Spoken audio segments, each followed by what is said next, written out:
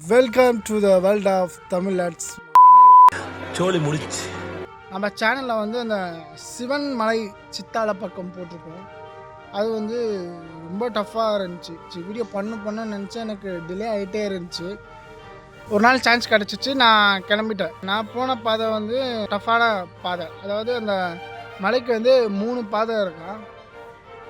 First பாதை பார்த்திங்கன்னா வேண்டுதல் வச்சு போகிறதுக்குன்னு ஒரு பாதை இருக்குது. அதில் வந்து ஏரோ மார்க்கு அங்கங்கே போட்டிருக்கோம்.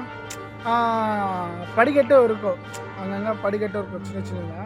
2வது வந்து கொஞ்சம் டஃப்பாக இருக்கும், செங்குத்தாக இருக்காது, வந்துடலாம் யார் வேணாம். 3வது வந்து ரொம்ப டஃப்பான பாதை.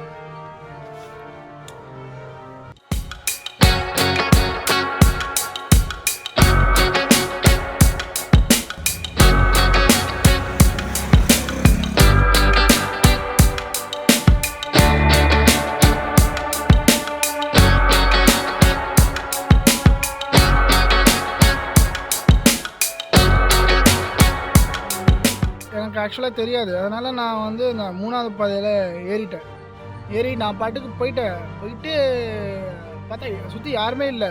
என்ட்ரன்ஸ்லேயே நாய் பயங்கரமாக குலைக்க ஆரம்பிச்சிச்சு. 10 நாய் ரவுண்டு போட்டுருச்சு. அதுக்கப்புறம் பக்கத்தில் இருக்கவங்க கேட்டு அவன் அந்த நாயை துரத்திட்டு நான் பாட்டுக்கு ஏற ஆரம்பிச்சிட்டேன். அவங்களும் சொல்லலை இது டஃப்பான பாதைன்னு. நான் பாட்டுக்கு ஏறிட்டேன். உச்சி வெயில், எதிர் வெயில், 4:30 மணி. பாட்டுக்கு ஏறிட்டேன். நான் பாட்டுக்கு போயிட்டுருக்கேன். நான் போகிறதா ரூட்டுன்னு போயிட்டுருக்கும் போது ஒரு டைமில் வந்து செக் வச்ச மாதிரி ஆகிப்போச்சு. அதாவது 2 பாதை பிரிஞ்சு, ரைட்டு ஒன்று பிரிஞ்சு, லெஃப்ட்டு ஒன்று பிரிஞ்சு. எங்கடா யார்ட்டடா கேட்குறது, யாருமே இல்லையாடா, என்னடா பண்ணுறது, திருப்பி இறங்க முடியாது.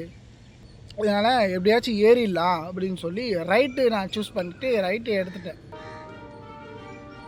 பார்த்தா ஆள் சவுண்டெல்லாம் கேட்டுச்சு. பரவாயில்ல, நெருங்கிட்டோம் அப்படின்னு ஒரு ஹாப்பியாக இருந்துச்சு. மேலே போய் பார்த்தா எல்லோரும் இருந்தாங்க.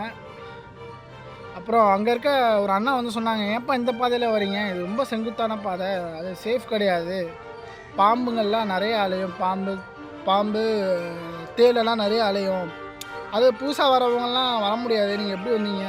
இல்லை எனக்கு தெரியாது அப்படின்னு சொல்லி அப்படியே வந்துட்டேன் அப்படின்ட்டேன். சரி, நீங்கள் இறங்கும் போது அதை பாதையில் இறங்கிடுங்க, ஈஸியாக இருக்கும் அப்படின்னாரு. ஏரோ மார்க்லாம் போட்டிருக்கோம், நீங்கள் ஈஸியாக போயிடலாம் அப்படின்னா. இல்லை, நான் வந்து பைக் வந்து கீழே பார்க் பண்ணிருக்கேன் அந்த தெருவில், அதனால் நான் இந்த வழியில் போனால் தான் எனக்கு கரெக்டாக இருக்கும் நான் பைக் எடுத்துகிட்டு போகிறதுக்கு அப்படின்னா. சரிப்பா, பார்த்து போயிட்டு வாங்க அப்படின்னாரு. அதுதான் கேஸ், அது நான் ரொம்ப எதிர்பார்த்துட்டு இருந்தேன். அது அந்த வீடியோ நம்ம சேனலில் பார்ட் 1, பார்ட் 2, பார்ட் 3 வரணும்னு.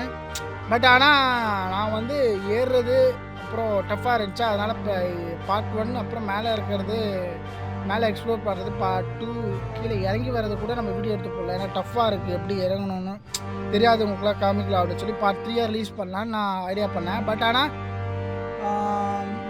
நான் பார்த்தது நடக்கலை. நம்ம சேனலில் இப்போ வந்து ரிலீஸ் ஆகிருக்கும் பார்ட் 1, பார்ட் 2, பார்ட் 3ன்னு. ஆனால் வந்து இந்த பார்ட் 2, பார்ட் 3 வந்து ஃபுட்டேஜ் எல்லாம் டிலீட் ஆகிடுச்சு. அது எப்படி இதானது தெரில. நான் டிலீட் லிஸ்ட்டில் போய் பார்த்தா அங்கேயும் காணோம். சரி, தோல்விகள் இல்லாமல் வெற்றிகள் கிடையாது அப்படின்னு சொல்லி அந்த லைன் தான் எனக்கு ஞாபகம் வந்துச்சு. சரி, இன்னொரு வாட்டி பார்த்துக்கலாம்